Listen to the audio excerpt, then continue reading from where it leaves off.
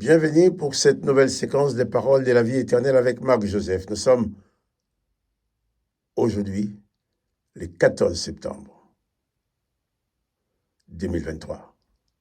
14 septembre 2023, encore un jour de grâce. Encore un jour de grâce avec Jésus-Christ, un jour de bénédiction. Un jour de grâce, parce que Jésus-Christ, c'est la grâce. Et comme il a dit, je suis avec toi tous les jours jusqu'à la fin du monde. Quand Jésus-Christ est avec toi, il est dans ta vie, il est avec toi dans toute la plénitude de sa grâce. Il n'est pas là pour te condamner. Jésus-Christ n'est pas là avec toi comme un gendarme qui va surveiller quand est-ce que tu vas commettre une erreur, pour te punir, pour te frapper, pour te maltraiter, pour te tuer, comme ça se passe souvent dans l'Ancien Testament. Jésus est le sauveur. Il est là avec toi pour te sauver de toutes les circonstances.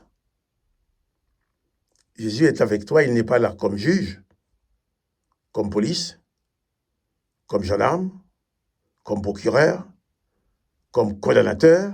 Non, il est là uniquement comme sauveur.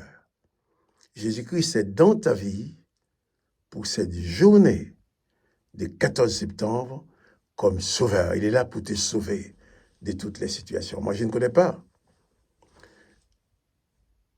ton planning.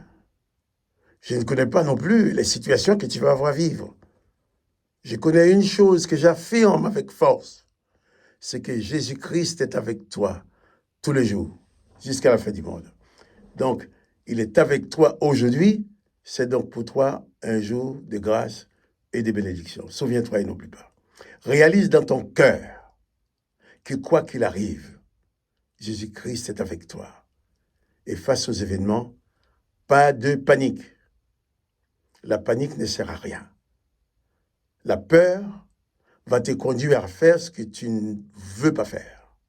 La peur va te conduire à faire ce que tu ne dois pas faire. La panique va te conduire à accepter dans ta vie des choses que tu n'aurais jamais voulu accepter. Mais tu as peur. Tu l'acceptes. Tu vas regretter après. Souviens-toi seulement que Jésus-Christ est avec toi, il t'accompagne et il fera tout pour t'en sortir. Alors, pas de panique. Pas de panique.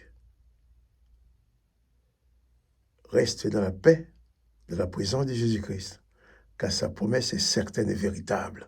Je suis avec toi tous les jours, jusqu'à la fin du monde, dit Jésus. Et c'est la réalité.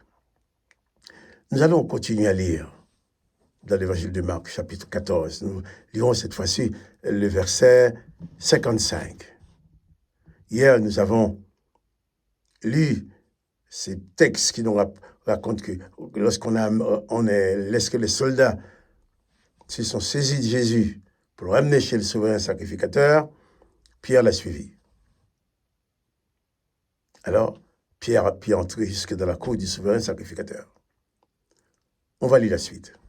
Les principaux sacrificateurs et tous les scribes cherchaient un témoignage contre Jésus pour le faire mourir. Et ils n'en trouvaient point, car plusieurs rendaient de faux témoignages contre lui, mais les témoignages ne s'accordaient pas. Quelqu'un se lève et portait un faux témoignage contre lui, disant « Nous l'avons entendu dire, je détruirai ce temple, fait de main d'homme en 3 jours. J'en bâtirai un autre qui ne sera pas fait de main d'homme. » Même sur ce point-là, leur témoignage ne s'accordait pas. Jésus-Christ est le seul homme que la terre a connu et qui a pu dire à ses détracteurs « Lequel de vous me convaincra de pécher? Lequel de vous pourra me prouver que j'ai péché un jour ?» Il n'y avait personne. Donc même les principaux sacrificateurs et tous les sanhédrins se sont mis ensemble pour chercher une raison de tuer Jésus. Mais ils n'en ont pas trouvé. Jésus n'a fait que du bien. Jésus n'a fait que guérir les malades, que sauver les pécheurs, que pardonner les péchés. Jésus n'avait rien fait de répréhensible, rien qui méritait la mort.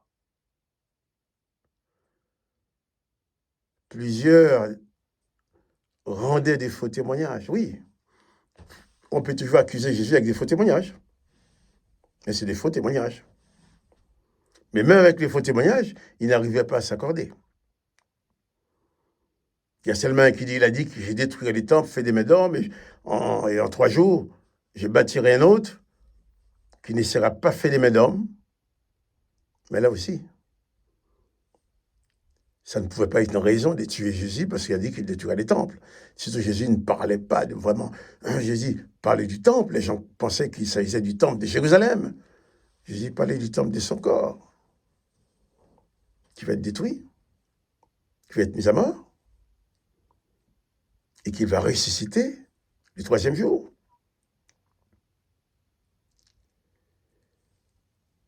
Important pour nous de suivre le modèle de Jésus, à savoir quoi qu'il arrive,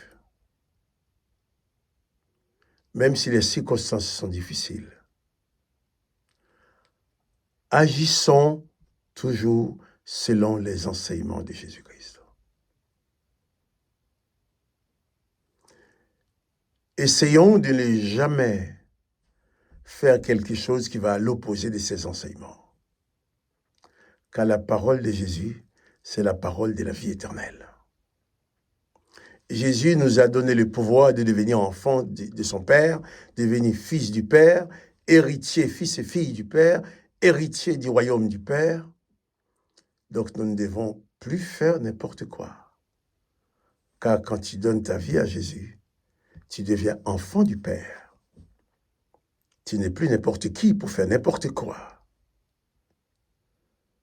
Tu dois savoir te comporter comme Jésus aurait fait, dans chaque circonstance de la vie. Tu dois te souvenir que Jésus-Christ est avec toi tous les jours jusqu'à la fin du monde. Et quand les circonstances arrivent, tu dois être capable de te poser la question, mais à ma place, qu'aurait fait Jésus? Seigneur, c'est dur pour moi, la situation est difficile. Qu'aurais-tu fait à ma place? Je suis sûr, tu vas toujours trouver la réponse dans ton cœur et dans l'évangile de Jésus-Christ, ce que Jésus-Christ aurait fait à ta place.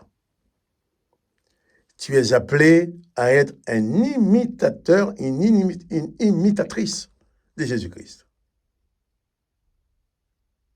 Jésus dit, tout ce que le Père fait, il fait comme le Père. Moi, je dois pouvoir dire, tout ce que Jésus-Christ fait, je fais comme lui. On va me dire, oh, mais faire comme Jésus dans ce monde, c'est très dur, c'est vraiment impossible. Ce n'est pas impossible de vivre dans la vérité. Ce n'est pas impossible de toujours dire la vérité. Ce n'est pas impossible de toujours aimer, même ceux qui ne t'aiment pas. Ce n'est pas impossible d'accorder le pardon à tous ceux qui t'ont fait du mal. Ce n'est pas impossible de vivre sans jamais avoir des haines dans ton cœur contre les autres. En somme, ce n'est pas impossible de porter en toi les sentiments qui étaient en Jésus-Christ, les sentiments du pardon, de la grâce. Jésus est venu avec un seul projet, sauver l'humanité, accorder le pardon, dispenser à ce monde la grâce du Père. Et c'est pour ça qu'on l'a tué, c'est pour ça qu'on l'a arrêté, c'est pour ça qu'on a cherché des raisons pour l'accuser et le tuer. Oh, ils ont réussi à le tuer, mais aucun des tueurs, qu'ils soient parmi les sacrificateurs, les scribes et les sanhédrins et tout le reste, ce sont eux les tueurs. C'est eux qui ont voulu la mort de Jésus. Eh bien, aucun d'eux n'a pu trouver quelque chose à reprocher à Jésus.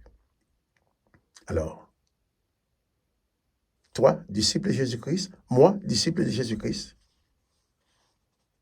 nous devons nous efforcer à ne pas laisser notre chair, notre humanité, l'emporter sur notre esprit. Jésus-Christ a dit à Pierre, l'esprit est bien disposé, mais la chair est faible. Si la chair est faible, c'est pour que la force de l'esprit puisse la dominer. Que le nom de Jésus-Christ soit béni. Toi et moi, disciples de Jésus-Christ, Nous devons apprendre à faire comme lui. C'est lui le modèle. Quoi qu'il arrive, nous devons nous poser la question pour savoir ce qu'il aurait fait à notre place, pour que nous puissions faire exactement comme lui. Tout ce que le Fils fait, le Père fait, tout ce que le Père fait, le Fils fait pareillement. Jean chapitre 5, verset 19-20. Jésus dit, le Fils fait ce qu'il voit faire au Père. Tout ce que le Fils fait, tout ce que le Père fait, excusez-moi, le Fils fait pareillement.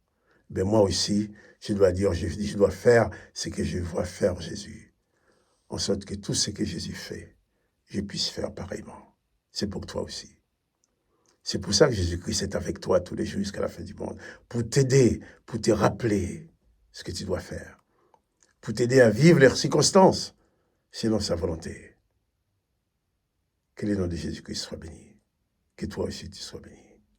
Quant à moi, Marc-Joseph, je te dis de ne pas oublier de mettre des petits coups de pouce pour dire que tu aimes cette vidéo. Si tu l'aimes, bien sûr, ça va favoriser la publication. Que le nom de Jésus-Christ soit béni. Que toi, tu sois béni. Quant à moi, je te dis, eh bien, à demain. À demain. Des petits coups de pouce.